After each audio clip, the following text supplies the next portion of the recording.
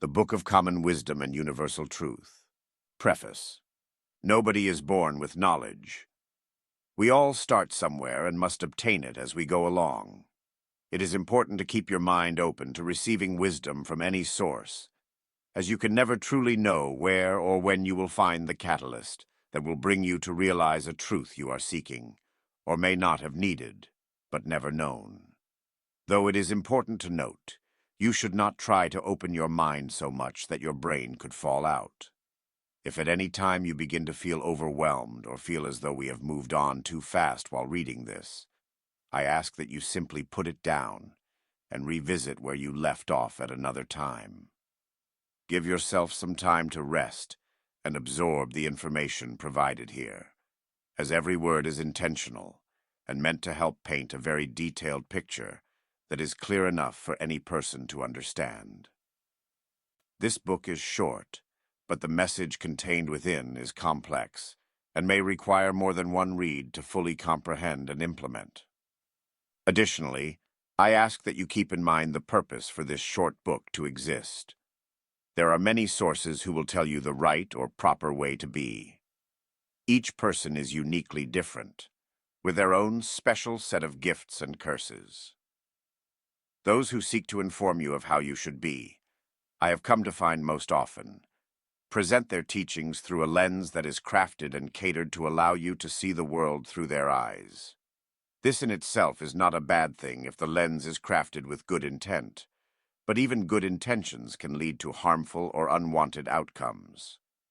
The purpose of what I wish to provide is to allow for a total and complete and unbiased understanding of wisdom that I would like to be considered common someday, and universal truths that any person should be able to comprehend. This book is also meant to be a guide to you in your journey of finding your true and chosen way to be. It is possible that during the course of reading this, that you may find information here that you already know, or information you have felt true to you, but have not become aware of until now. Having spoken on this book's purpose, I will say that my purpose for writing this is because I believe in the power of awareness. I believe that it is our greatest strength as sentient beings, and I want to share this strength. You and each other person have the potential to become wise, to become strong, to become proficient, and obtain a mastery of yourself. It is my great desire to see all those around me and beyond become strong in this way, to discover and grow your unique special gifts, and learn how to smile in spite of your curses, without asking you to change your core beliefs, or reconsider where you find your higher power. I hope that by the end of this, I will have done well to express the value of what I have found to be worth sharing, and that you may be able to refer to these teachings as needed while you continue forward on your journey, that you may find within yourself the capability to overcome any obstacle you may face, and know you are making the right decision for yourself. Chapter 1. Foundation. Each of us is in construction of our own castle, but in order to ensure our castle can support the weight of all of our decisions, we must secure a proper foundation. To start from the ground up as we all have, it is easy to see how well built some castles are, and with haste, try to scurry and begin building. If we set up our home and add too much without first securing and stabilizing the ground we build on, and we continue to add more and more to it, we are risking the possibility of having the entire castle crumble with one well-placed strike. If there is no support, no stability, no foundation, then your castle will never be able to weather a difficult storm. The same can be said for when you find someone special to you.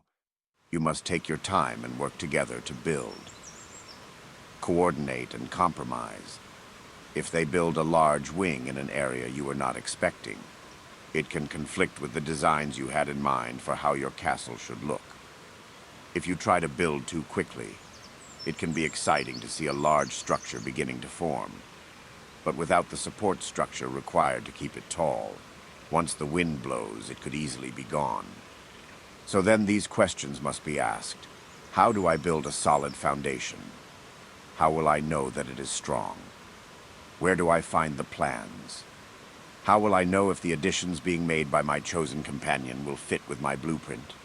All of these questions are within the same line, a line of dominoes, by which all will fall after you find and knock over the first domino. The first domino will fall when you can hear and understand the language of your true self. The language of your true self is the first universal truth I wish to share with you. Your true self speaks to you in every moment. Every word you speak or hear, every action you take part in or behold, these all reflect upon your true self, which lies in the center of your heart. Your true self will speak. It will feel. It will tell you if it feels good about what you are seeing or hearing, saying or doing, and how strongly it feels about it. This feeling comes from the deepest core of your person. It influences what makes you happy and what makes you sad, and is the source of information that calls to you when you consider your preferences and desires. This information, it is yours, and it is true. Doing only things that would make this source generate a sense of correct. Speaking only the things that the source of your being agrees with. This is the first step to learning the language of your true self. Over a short period of time and through minimal practice, if you are aware of the existence of the source of your true self, then you will quickly be able to understand the language it speaks. All you have to do is relax for a moment and listen. Think now of your most favorite meal or snack. Surely this is your favorite for a reason. It tastes good, but why is this good to you? How did you come about this information? At what point did you decide that this was true for you? You knew this was a good food the moment you tasted it. It was instantly apparent to your true self that this was something you enjoy. It may not be every person's favorite, but it is yours. Think now of something you know you greatly dislike. Think for a moment of why it is you dislike it. The feeling that grows in your core when you consider having to do this thing. Think on this feeling, this information. Once you feel you have an understanding of the feeling that appears when you have discovered these pleasures and displeasure, you can then compare these two extremes to each other and to more subtle aspects of your everyday life as well. Very quickly you may find that the filter you have built into you has an opinion on every aspect you choose to involve yourself in, as well as the external forces you cannot control. It is when you can not only understand what this feeling means, but also listen to this language whenever it speaks, that you will find you have reached a connection with your true self. And the universal truth is, it is always speaking. Once you can find a connection to this true self, the next step is in learning to channel from your true self. What this means is that when you speak, you no longer devote the task of determining the best thing to say to your mind. You remove this middleman, and you allow your true self to speak. The words will come to you in the moment they are needed, and when you speak, you may feel a sense of fear or excitement at first. But you will also feel a sense of peace and satisfaction in knowing that what you have said is what you are meant to have said, and that regardless of the outcome, you have not held your truth. That is not to say that you should call each person you dislike horrible names, nor should you tell your boss to discover a new crevasse to store his belongings, but it does mean that when you speak and you feel there are things you have left unsaid, you will feel this clearly. It may take some time to decipher the true message you want to relay, but be patient with yourself and check in with yourself to make sure that your message is correct and true. When you act and you do something you wish you had not, you feel regret instantaneously. The key in learning to channel the information from your true self is in trusting that the feeling that arises when you're in the moment of needing to make a decision is one that should be listened to and acted upon. By doing this, You're listening to the language of your true self. And when you learn this language, you will be able to hear it speak in every moment, and will be able to use this information to guide every step you take moving forward. You will be able to know that the actions and words you participate in are those that you are meant to, that you are behaving as you should, and that you are giving all the world a great deal of respect by allowing them to know your true self, allowing them to make an informed decision about who you are and if you are somebody they wish to have in their life, and allowing yourself to set the standard for how others should behave toward you. Oftentimes, you may find yourself seeking for what to say, stammering, hoping that you do not embarrass yourself or say something foolish. The truth is, you really do know exactly what you would prefer to say the most, and it comes to you the instant it should be spoken. Practice with this. Everything you bear sight to will reflect in some way in your mind and heart. Do not be afraid or ashamed of what comes to the surface. It is yours and should be harnessed. Once you have spent some time thinking on this feeling that occurs each time you experience something, once you have obtained a sense of what right and wrong feel like to you, you can begin to lay the foundation of your castle with incredible stability. Use this newfound power to think of all aspects of your life. What would your ideal setting look like? What do you want to see when you open your front door? Begin thinking of the end goal and what this may look like for you. Once you can spend some time and begin identifying little things that would hold meaning to you, you will then have items to begin considering where to place, and you can prepare the space ahead of time. Knowing your true self and the language it speaks will help you to determine what should be included and excluded from your blueprints. And once you have begun to grow this rough idea, you will have a solid understanding of how big you would like your castle to be, and how much weight you think it may be able to support. When you build your castle to your specific design, it will inherently be stronger than one that was built haphazard as you went along. You will have an idea of what is expendable and what is essential, what can be compromised, where you can make adjustments or add-ons. You will have built this from scratch and know every corner of this space. You will know where the integral supports must remain, and you will know where some walls can be broken to allow for new additions.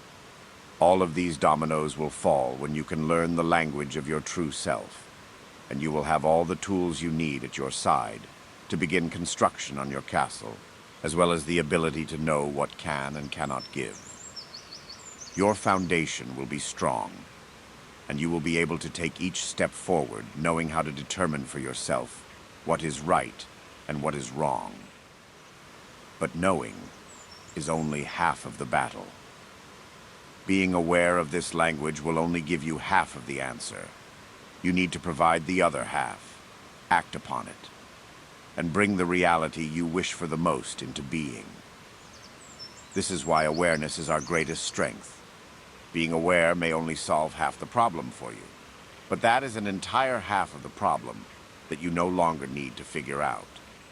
The other half oftentimes becomes apparent to you, and it is in this ability to unravel itself and provide the answers that the true strength of awareness lies.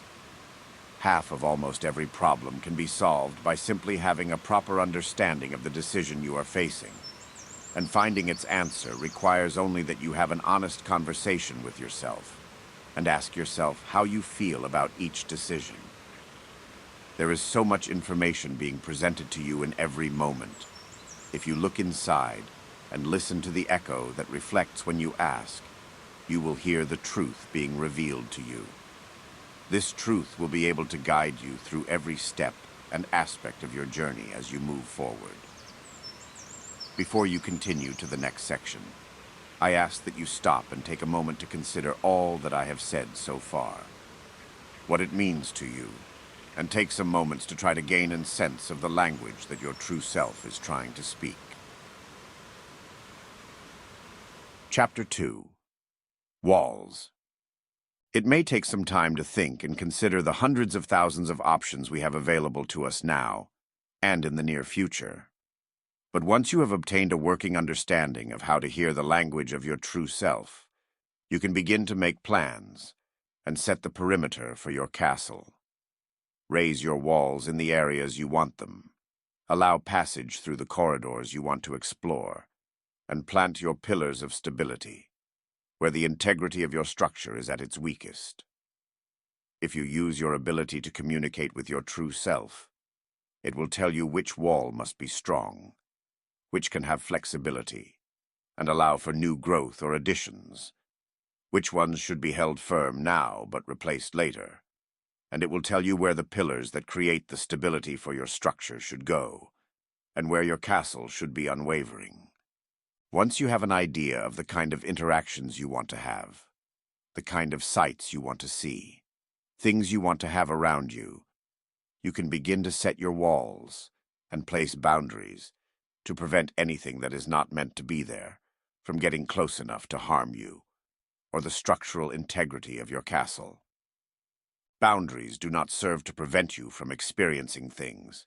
They are meant to allow you to experience things safely, things that you choose, and things that are within your own comfort zone. This is the first common wisdom I wish to share with you. The value of boundaries cannot be understated. If you do not have walls, you will be exposed to the elements and any passerby who might seek to harm you. So then it must be asked, how do I set boundaries?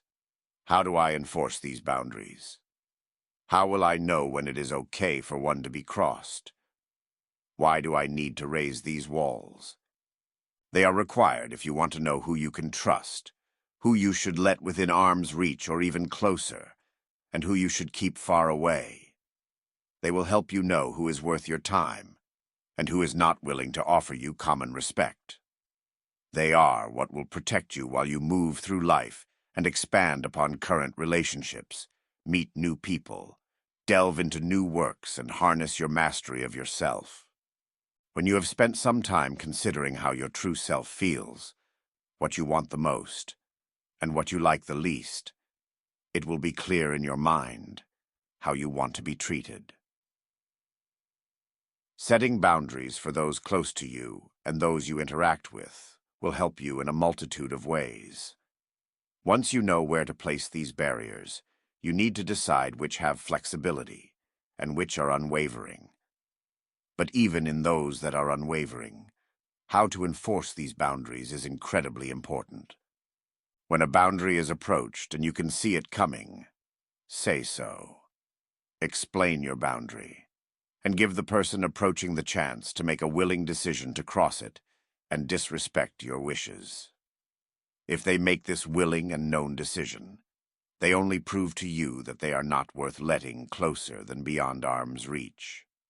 In fact, if they are not willing to respect your wishes and your boundaries, then you likely should not allow them to associate with you at all. If somebody unknowingly crosses one of your boundaries, then say so. Tell them that they did not know this, but you have a boundary that they are skirting or have crossed. Let them know, and give them the opportunity to apologize, and make a willing decision to respect your boundaries. If they are somebody who can respect your boundaries, and not press against them or skirt the line around them, then they are worth having around the outskirts or closer. If you can give people the ability to make an informed decision, to respect or cross a boundary that you set, then they will show you if they can be trusted or not. And in turn, you show them that you are someone who cares for their own well-being, and will not allow yourself to be mistreated. Learning how to say, "No, I am not okay with this, and I will not associate with you if you continue to cross this line," is one of the strongest and most stable defense systems you could possibly acquire for yourself, and will do well to protect you from a grand amount of preventable situations. Speaking your truth when the time arises, letting people know a line is being approached, you will demonstrate that you are to be taken seriously, and so should your preferences and comfortability. There may come a time where you find your boundaries being pressed subtly, There is a responsibility on both parties in this moment, for the one with boundaries being pressed to bring light to the line that is being skirted, and it is the responsibility of the person skirting this line to acknowledge this and avoid continuing to apply pressure. If you can point out where the line is being skirted, it will take the power from the unspoken action and remove the ability it has to break through your walls and cross into an area where you can be hurt from. Shed light on what is occurring and be aware. Do this, and you will be strong to fight against any who would seek to break down your walls and gain entry to your castle without permission. After you begin placing these walls and communicating your barriers to the world, you will begin to get a sense for how big your castle should be in order for you to exist comfortably. These walls will serve you well and give you the opportunity to experience things from a position that is safe to you, comfortable, and allows for you to define what is permissible for you in the realm of things we can control. Chapter 3. Ceiling. When we consider how high we can go, we are instinctually at first comparing how high we have seen others go with how high we have gone. You can look at other buildings. You can compare the size of their castle. See that they have certain areas where they are greatly proficient, which has manifested in the form of a great large tower. It can be disheartening to see a castle with so many great large towers, but each of these towers took a great deal of time, practice, and continued failure to be able to build tall and soundly. You must take each endeavor one step at a time and be persistent. It is at this point you must remind yourself that comparison, if the thief of joy, and if you allow your peace of mind to be disrupted by envy, something that was a treasure a moment ago to you can quickly be seen as another piece of trash.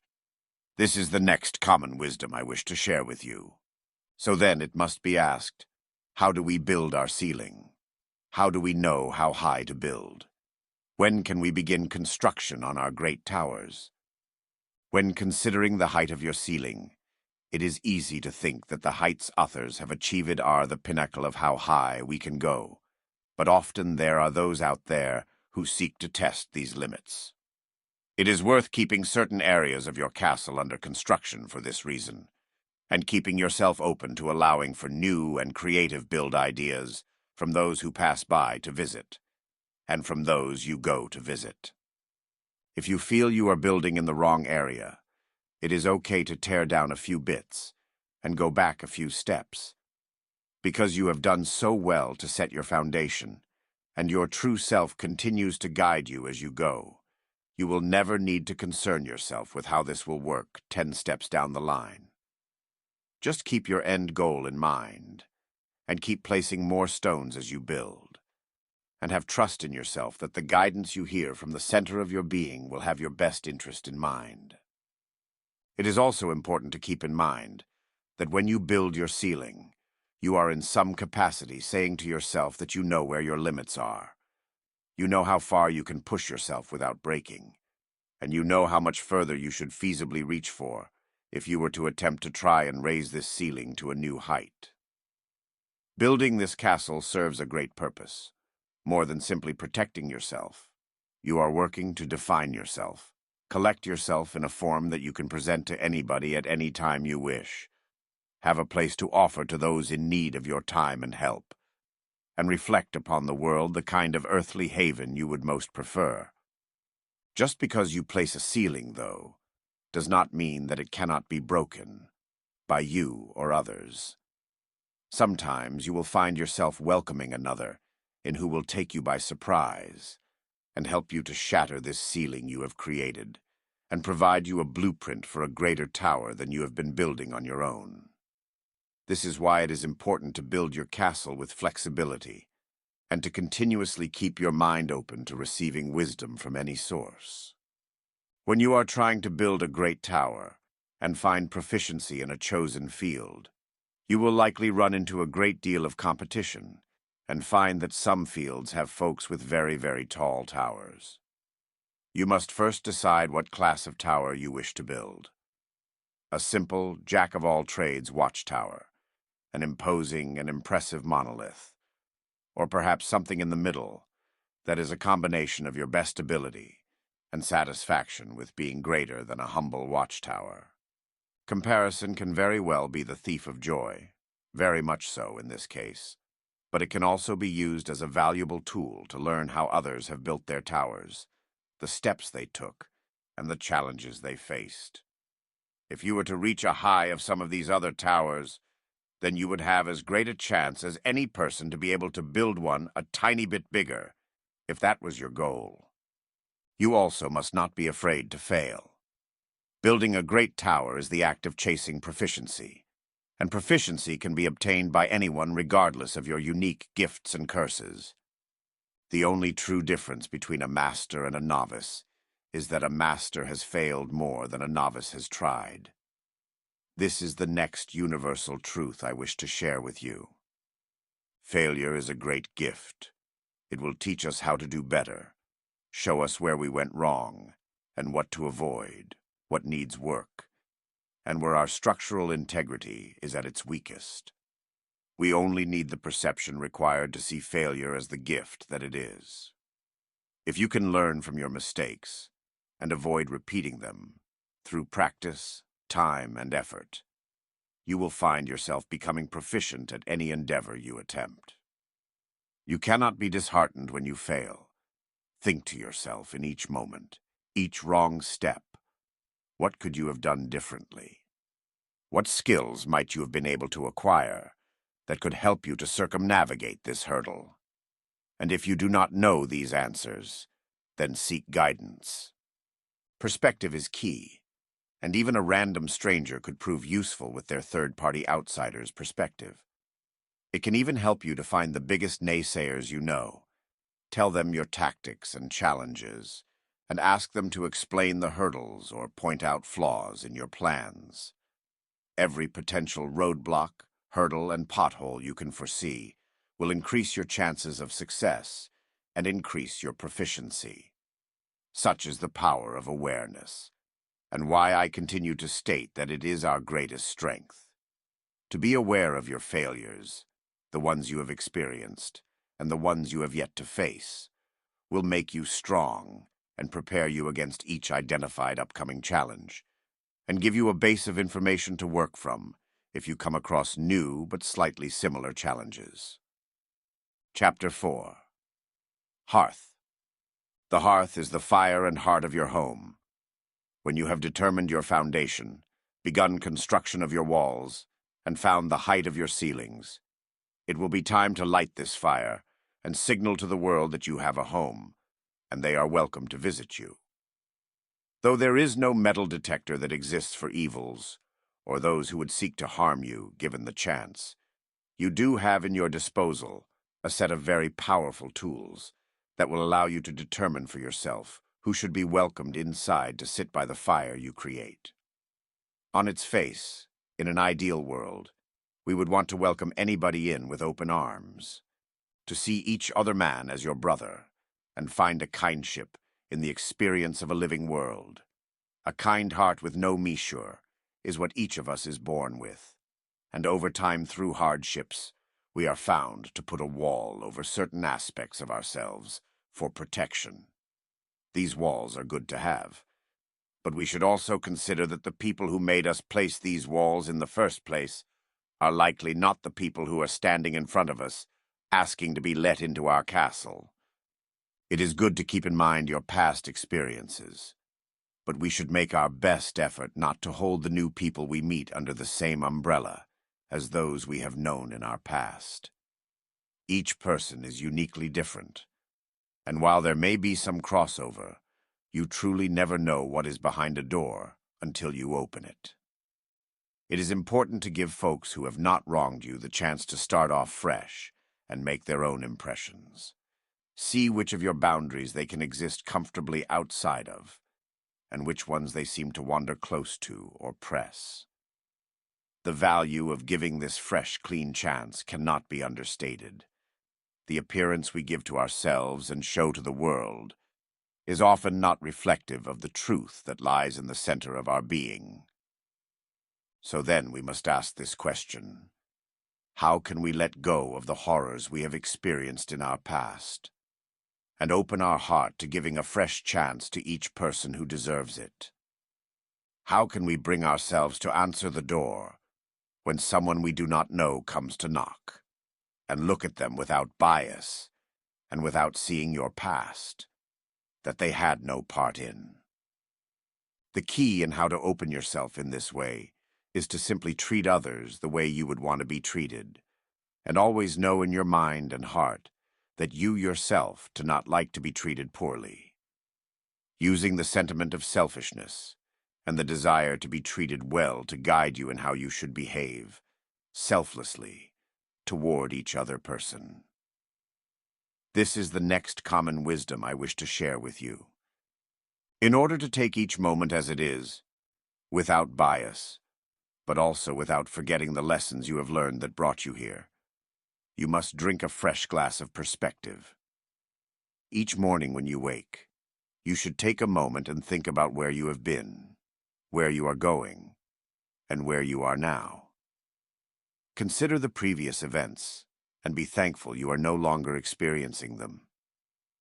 Think of what was good that you strive to achieve again, and know that this is part of why you are continuing, to reclaim a previous joy you have once known before, and expand upon new ones you will find along the way.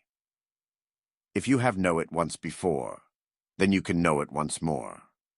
Think of where you would like to be, and as you continue to draw from your true self, and refer to your blueprint and current status of your castle, continue to step toward this final goal, and know that in time, you will finish this project and be able to take a step back and look at the fruits of your labor. Be persistent and continue to work toward your goal. Do not concern yourself with how much time it is taking. Only look at what you have done so far and continue to believe in yourself and trust that you are working toward the right path, because you are continuously being guided by your true self that speaks in every moment. When you can learn to take a step back and view the project as a whole, you will find that in some areas you possibly could have been standing too close to be able to see the flaws that a bit of additional perspective would have more easily pointed out to you. This is why it is important to seek guidance from other points of perspective when you are unsure. And even if you are sure, if you want to make certain that you have the stability and clarity and practice that you do in your mind, find folks who will poke at the seams and search for cracks. Use their advice to fortify your structure, and see your project from all sides, instead of only the side you stand from at the time of looking. In order to not hold the new people we meet accountable for the sins of the previous ones we have known, we need to intrinsically understand that each person is uniquely different, and that while there may be many similarities between people, ultimately, the decisions and actions one person makes are not guaranteed to be replicated by every person you meet. You never truly know what a new person will do or say in a situation. Even if you are certain you have seen it 100 times before, you need to be able to give a chance to those who have not yet shown you that they do not deserve it. It takes a great deal of time to know if somebody is worth letting closer than you can reach with your arm. But it takes a very, very short amount of time to know if someone is not worth letting closer than the edge of your sword. When you can adapt an understanding of the language of your true self, and you begin to channel this language as you yourself speak, you will come to find that when you always and only speak from a place of truth, the people you speak with will find themselves far more comfortable with you and willing to open up about things they otherwise may not have. The reason for this can be found within the brain itself. The thought patterns that must be executed in order to fabricate a deception require 7 times more energy than the thought pattern it takes to channel your truth. Subconsciously, every person you speak with will be able to sense this additional strain and know that there is something unclear about what you are saying. Deception is the root of evil. Those who willingly participate in the art of deception are likely willing to participate in greater evils. This is the next universal truth I wish to share with you, whether it be through text or spoken word. You know in your heart if the message being provided is coming from the heart of the speaker, and you will know in your heart a feeling that arises when you hear the fabrications of deception. Listen to your heart. Allow it to communicate the truth that has to tell you and gain a sense for when you are being deceived. It never hurts to take a step back and ask for more time. And those who practice the art of deception hate to wait. They will push back against this and prove to you that they are not willing to respect your boundaries. Using this great filter, you will be able to stand at the threshold of your door and know in a short amount of time who is worth allowing to sit by your fire in your home, and who should be told to come back at a later date. You will always get more from life being honest and truthful than you ever will from any amount of deception. You may think to yourself that there are folks who use deception as a weapon to great effect. They earn much for themselves and surround themselves in material possessions, power, notoriety. But someone who operates under this extreme will never know true peace of mind. Sooner or later, partway through your life, or at the end of it, you will feel a heavy regret in your heart for all the times you have benefited at the expense of others. Chapter 5. Decor. It is at this point in time that you should give some consideration to the message you want to display to the world. We gain a grand amount of information in the first moments of seeing a person, the place they call home, and those they let close to them.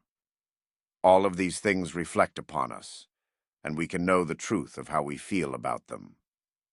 Some things make us proud. Some would seek to embarrass us. There is nothing wrong with having a guilty pleasure. In truth, we are very complicated people who cannot be painted so easily with a single color palette. The setting we choose to display in our homes and on our person does send a message whether we like it or not, and being aware of this message can help you to determine how best to assort these arrangements. You must also keep in mind that no matter what it is you do, however you arrange your castle, there will always be 100,000 people out there who will dislike each and every decision you make. Some will even dislike these decisions too much that they would even call you bad for making them. The truth is that nobody lives your life but you, and you will never be able to please every person. Even if you tried, there will be those who want you to see you go your own way, and if you cater to as many others as possible, you would never please them as well. This is the next universal truth I wish to share with you. Choosing how you want to display yourself to the world is an important part of setting the foundation for opening lines of communication. But the value of effectively communicating cannot be understated. So then it must be asked, how can we bring ourselves to communicate what we want? How can we begin to find our voice? To find comfort in speaking our truth? The key is in trust and practice.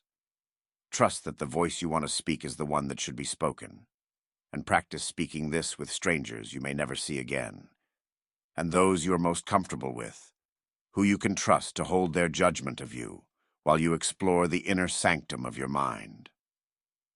Find a low-stakes environment where you can play the role of yourself and say the things that you would most prefer to say. Truthfully, from your heart without fear, and at risk of looking foolish. You will never find what you are not looking for, so you will need to provide yourself opportunities to exercise your ability to define your voice.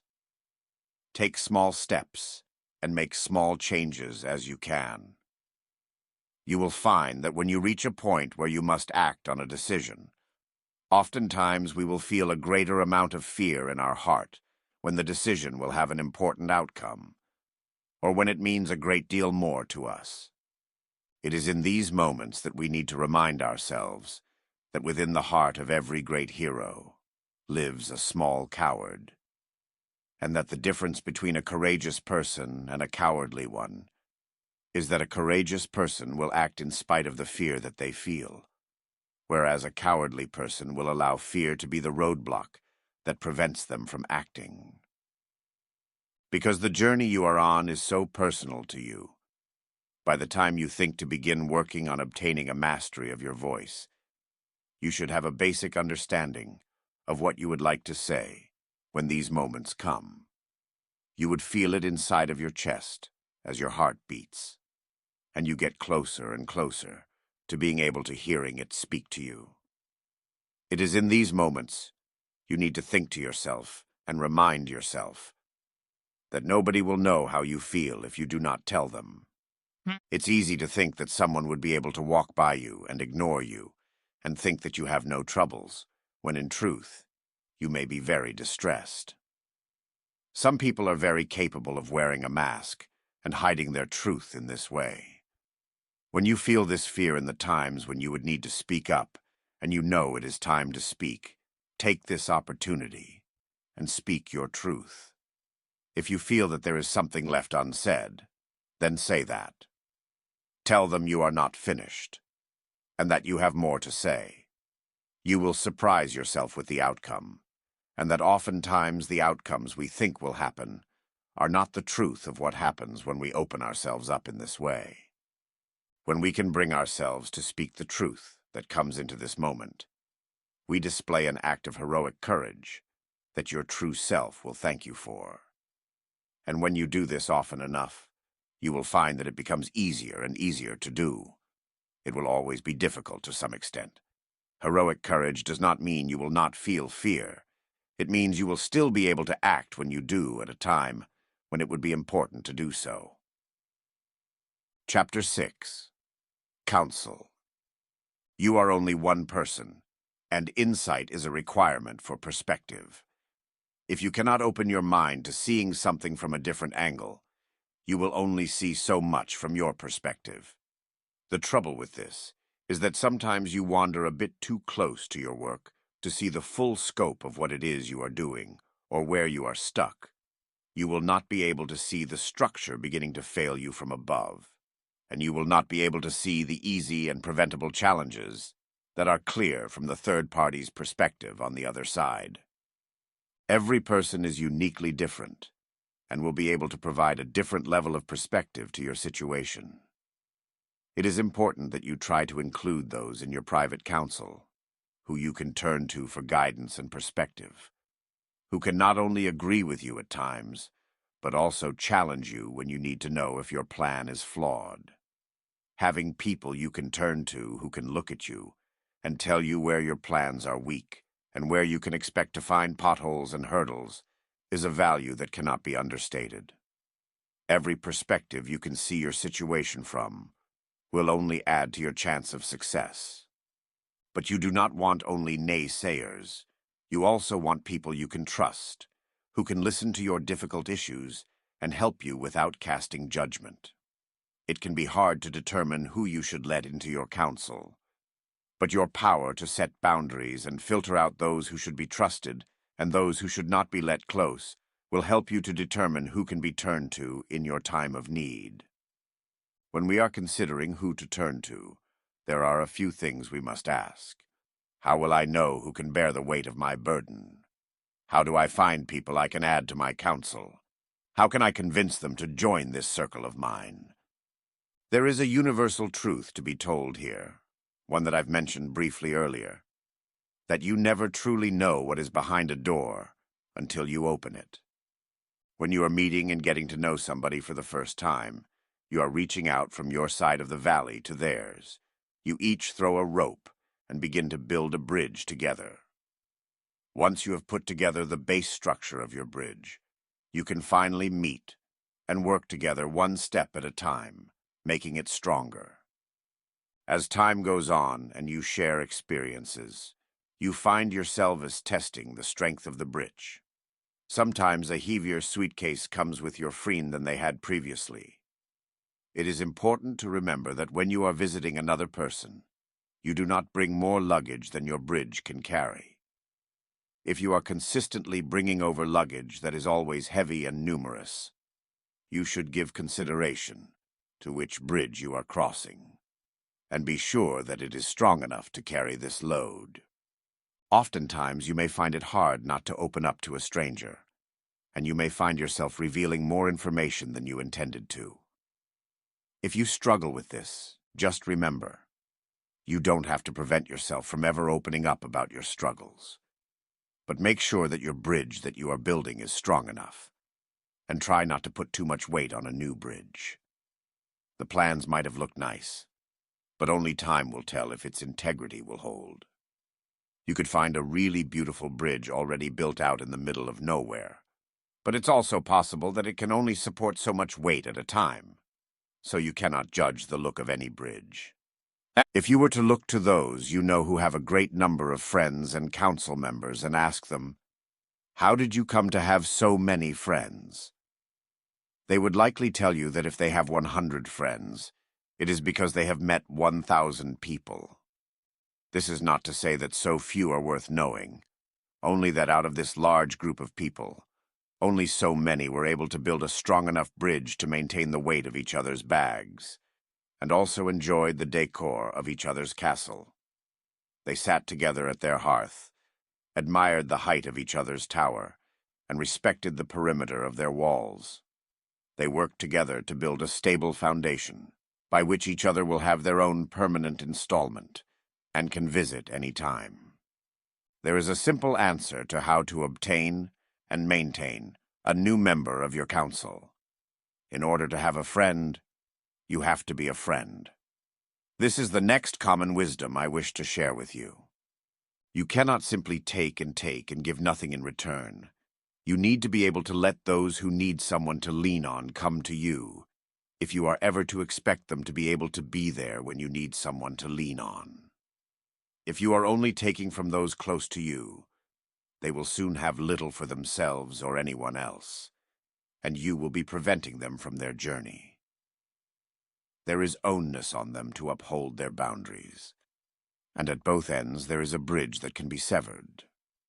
In order to prevent this from happening, there is a balance you must find between speaking your mind without restraint and recognizing how much weight your words may carry. And being a friend does not mean throwing yourself at every opportunity into exhaustion, trying to please every person around you. Kindness has to have a limit, and you must try to see when someone is truly seeking aid from you, or seeking to take advantage of you. If you allow someone to place their foot on top of yours, when you are not paying attention, that foot could easily find its way to your neck.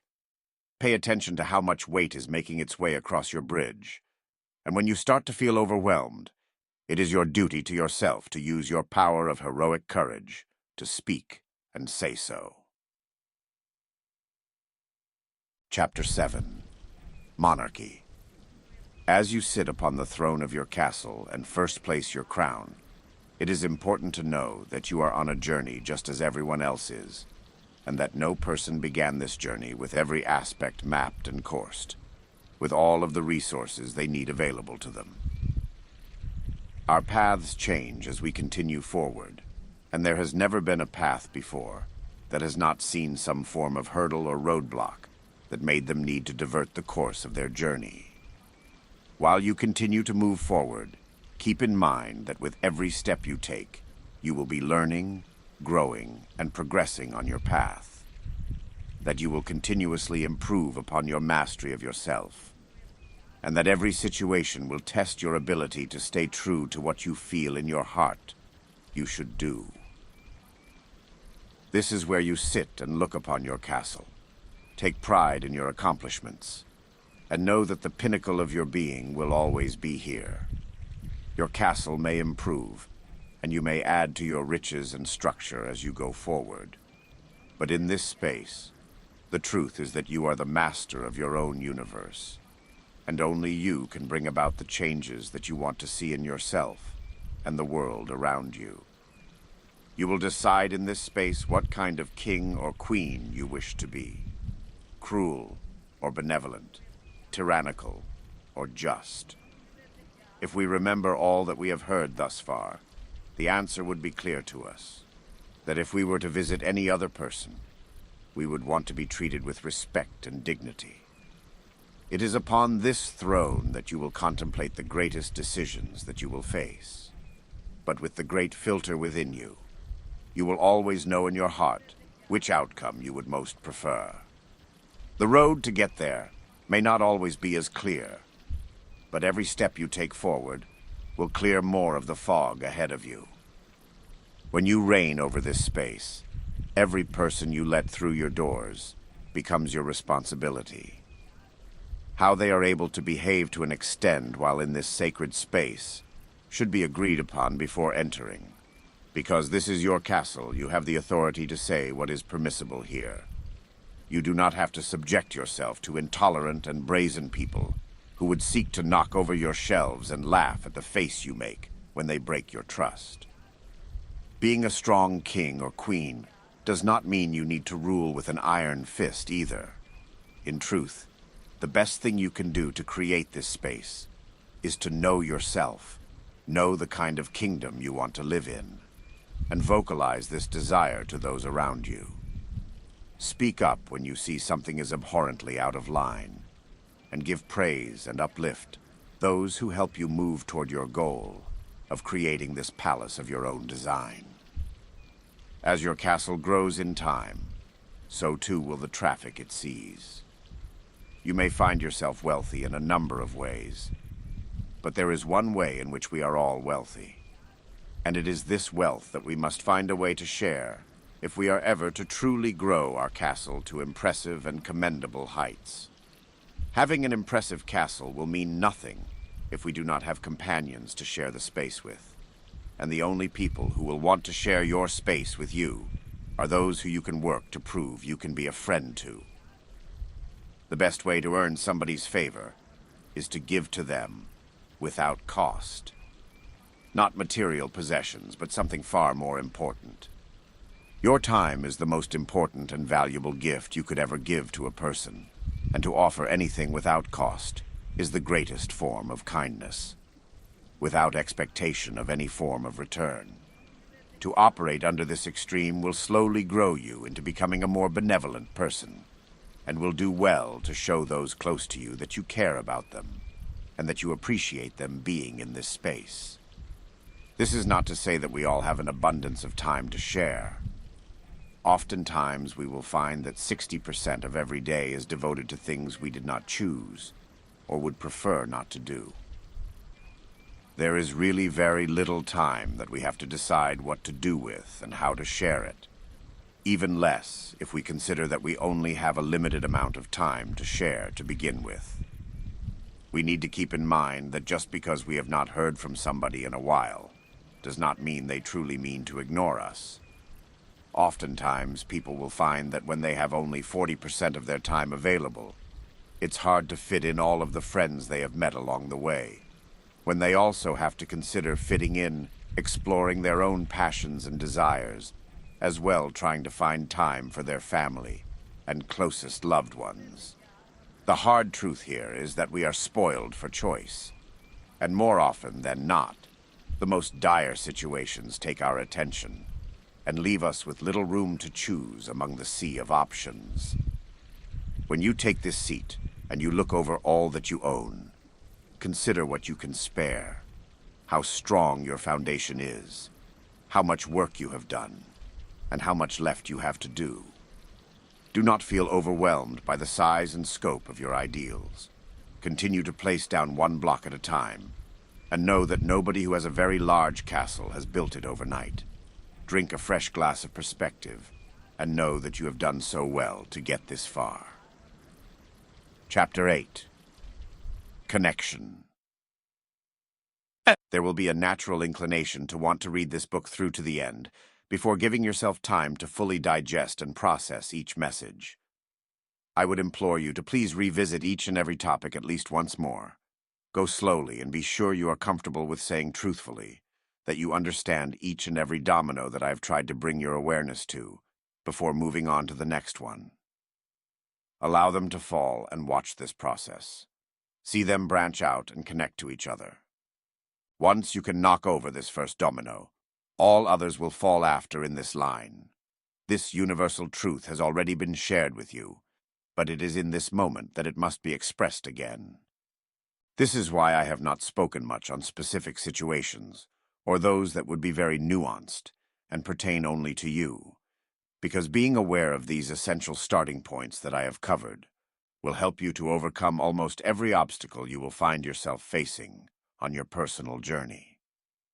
These obstacles and situations will become traversable, and currently exists somewhere after one of these essential starting dominoes, somewhere down its line.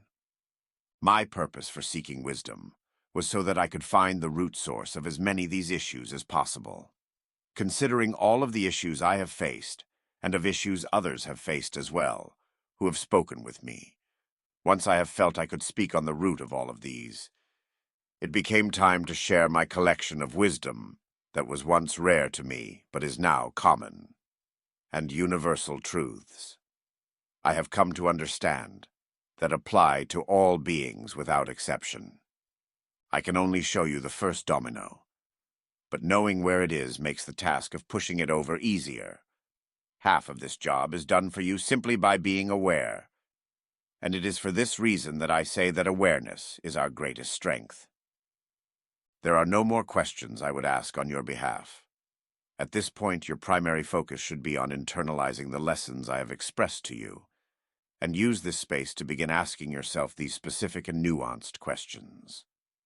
Feel in your mind the difference when you ask yourself an honest question, and you tell yourself a truth versus a lie. You will feel very quickly the difference in your mind and heart when you tell these two answers. You are built with a great filter already, and the information used to build this filter comes from inside of you. You only need to learn to listen, and take some time and patience to try to understand how it speaks. And finally, I wish to speak briefly on the power of one. This will be the last common wisdom I wish to share with you. A single drop of food coloring can change the entire contents of a glass of water. Enough glasses of water could change the entire contents of a pool, and enough pools of water would be able to change the color of a much larger body of water. For me, this work is my way to use my power of one to affect many. I do not need every person in the world to read and understand this short book right now in this moment. Those who need to hear this message the most will hear and know it, and they will intrinsically and subconsciously do as I have been doing and lead by example, knowing that not only is their chosen path the best path for them, but that it will encourage others to want to follow their own chosen path as well. And in this way, you and each other person may have the ability to find yourselves becoming wise, becoming strong, becoming proficient, and obtaining a mastery of yourself.